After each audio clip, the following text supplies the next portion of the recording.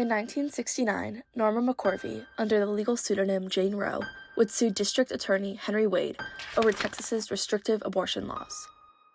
After 4 years of trials and appeals, the Supreme Court would hand down a 7-2 ruling in 1973, in which they held that the right to an abortion was a part of the right to privacy and a fundamental right for women.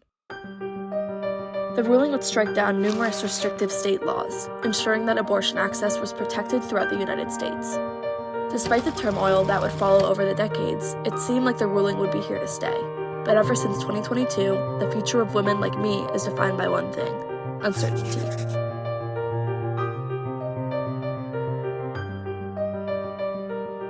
Every aspect of reproductive rights at the county hospital was patient-centered, and we treated everybody with dignity and respect, and there were no issues. We had a whole clinic, and it was really kind of fun, and it was called Tubes and Tabs.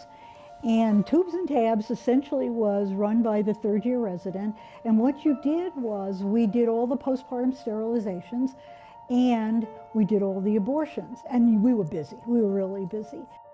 In the decades after Roe v. Wade, the topic of abortion would come and go amongst different talking points, like crime or terrorism or tax law. But in the background, political operators and advocacy groups slowly worked to overturn the ruling. And eventually, they found their candidate. I say it is time for us to come together as one united people. When Donald Trump was elected in 2016, the Supreme Court looked like this: 5 liberal justices and 4 conservative justices. But over the course of his first term, Trump nominated Neil Gorsuch, Brett Kavanaugh, and Amy Coney Barrett, all conservative hardliners, to replace conservative Antonin Scalia and liberals Anthony Kennedy and Ruth Bader Ginsburg. This locked the Supreme Court into a 6-3 conservative supermajority, ensuring that when protections for abortion came under the court's lens, there would be a high chance that Roe v. Wade would be rendered null. And that's exactly what happened when in 2022, the Supreme Court handed down a ruling in Dobbs v. Jackson Women's Health Organization. It was unbelievable to me, just unbelievable to me that this could have happened. I mean, we heard about it, we got that leak that it was gonna happen. And the interesting part is, in the state of California, interestingly, when that came out, Newsom and the legislators put through all these laws they were going to pass immediately if that came out to be the decision.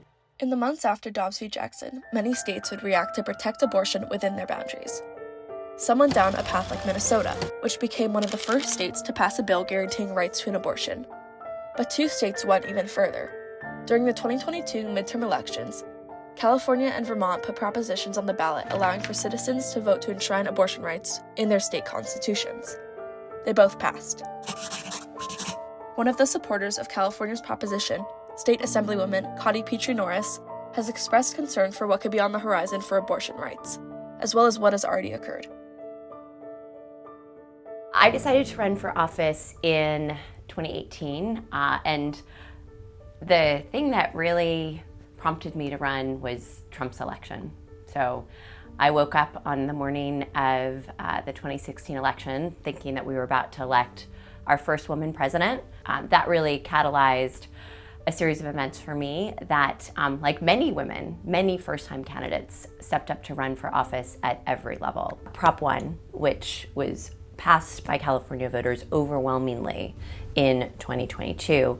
And Prop 1 guarantees the right to both an abortion as well as to birth control for women in California. I'll say 10 years ago, I'm not sure we would have thought that was necessary. And I think given the political realities of America today, we realized that that was necessary. Since Dobbs v. Jackson, numerous states have enacted bans on abortion with varying degrees of severity. Many of these bans don't even include exceptions for cases of rape, incest, or danger to the mother's health. Many of the same states have sought to expand upon the bans by blocking the residents from traveling to states that do provide abortion, or even by blocking access to contraception. I think in a lot of ways this is a really scary time for women across the country.